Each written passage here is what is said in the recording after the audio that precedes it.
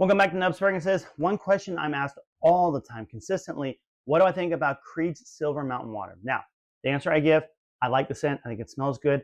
The performance is not good. Unfortunately, you're not going to get a good performance with that fragrance. Now, the scent is beautiful. It smells like a mountain stream somewhere up in, like, say, France, like in the mountains somewhere. It is a beautiful fragrance.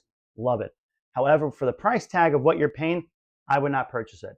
Does it smell good? Yes, but it's not worth the price tag. Versus, and I can't believe I'm about to say this, but I would instead recommend you buy this one. This is Armaf's Club De Nuit Sillage. Now, this smells just like Silver Mountain water. Yes, I'll admit it's a little synthetic compared to actual Creed, but again, we're paying like 30 bucks for this fragrance. Like, it is way more affordable. Performance is way better. It projects longer, performs better. I get about 8 hours of performance with this fragrance, and it projects really well. Like, it's a good fragrance. Here's the atomizer.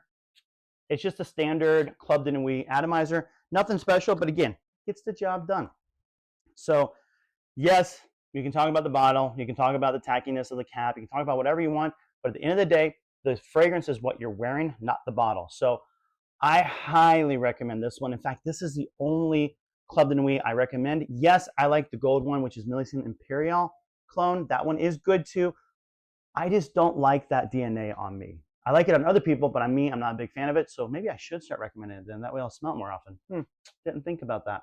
But anyhow, this is the only one that I highly recommend. I love this one, especially in the summer. It's a great fragrance. I absolutely love wearing this fragrance.